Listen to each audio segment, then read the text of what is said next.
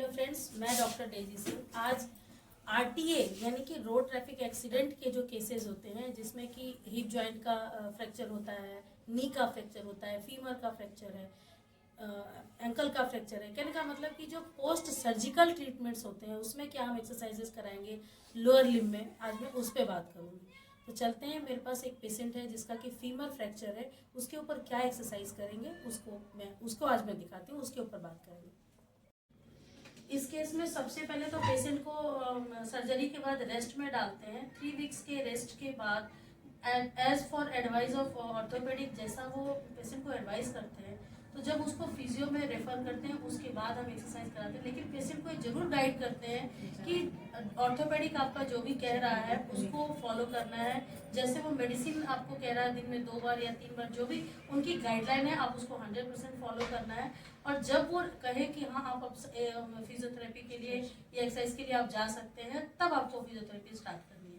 और सबसे पहले इसके हम स्टार्ट करते हैं पंपिंग एक्सरसाइज से। आप देख सकते हैं पेशेंट को गाइड करेंगे कि आप पैर को, पंजों को ऊपर की तरफ कीजिए, डाउन अप डाउन। ये एक्सरसाइज पैरों की सर्कुलेशन को बढ़ाने के लिए सबसे बेस्ट एक्सरसाइज होती है, जो पेशेंट सेल्फ अपने मसल्स पावर से करता है। इससे देर न देर स्वेलिंग और पेन में काफी रिलीफ मिल जाता है।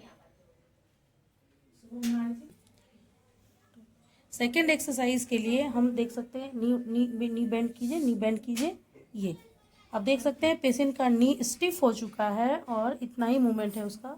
धीरे धीरे हम इसको डाउन डाउन डाउन डाउन, फिर अप।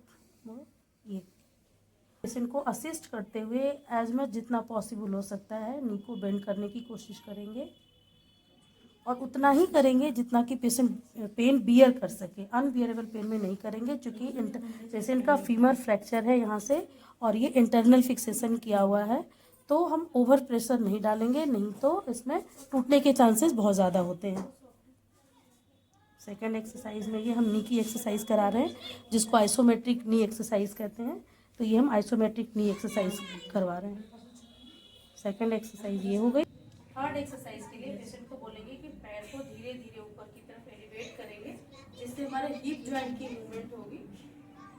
होल्ड कीजिए, देखिए जितना हो सकता है होल्ड कीजिए, होल्ड कीजिए, होल्ड कीजिए। आप देख सकते हैं पेशेंट धीरे धीरे ये क्वाड्रिसेप्स और हेमस्ट्रिक दोनों मसल्स की स्ट्रेंथ बढ़ रही है, जिससे कि पेशेंट अपने पैर को ऊपर की तरफ एलिवेट करते हुए होल्ड कर पा रहा है। अब धीरे धीरे down down down down down, ये फिर अप अप।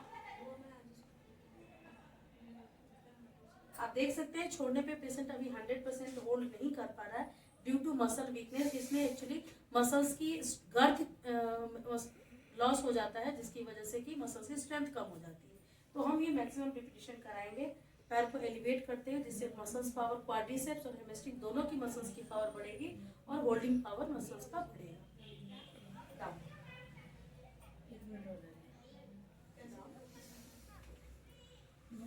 फोर्थ एक्सरसाइज को बोलेंगे पैर को ऐसे बाहर की तरफ करने के लिए। यहाँ करने से हमारी हिप जॉइंट का जो मूवमेंट है वो इंटरनल और एक्सटर्नल रोटेशन होगा। तो हम पैर को अंदर की तरफ और ये बाहर की तरफ,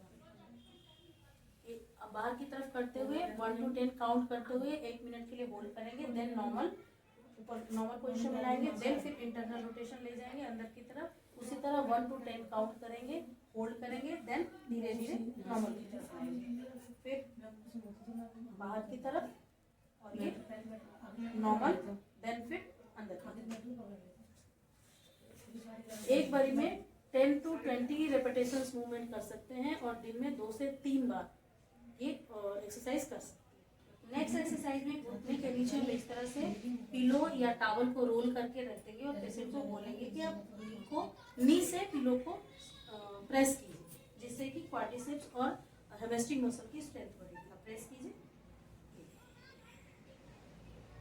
क्वाड्रिसेप्स एक्सरसाइज, डाउन, रिलैक्स, फिर प्रेस कीजिए, रिलैक्स, फिर प्रेस कीजिए, रिलैक्स। इस तरह से आप देख सकते हैं कि इस मूवमेंट को हम एक बारी में 20 मूवमेंट्स करवा सकते हैं। नेक्स्ट एक्सरसाइज के लिए हम पेशेंट के एंकल पे वेट बांध देते हैं और पेशेंट को ऐसे बेड के एज पे, किनारे पे बिठा के और फिर उनको कहते हैं कि नी को धीरे धीरे नीचे की तरफ बेंड करें।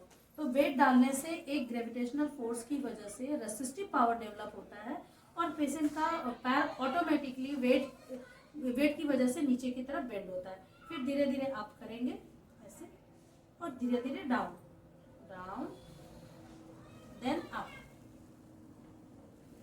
एक बारी में 20 रिपीटिशंस इस मूवमेंट को कर सकते हैं। दिन में 2 से 3 बार इस एक्सरसाइज को करनी चाहिए।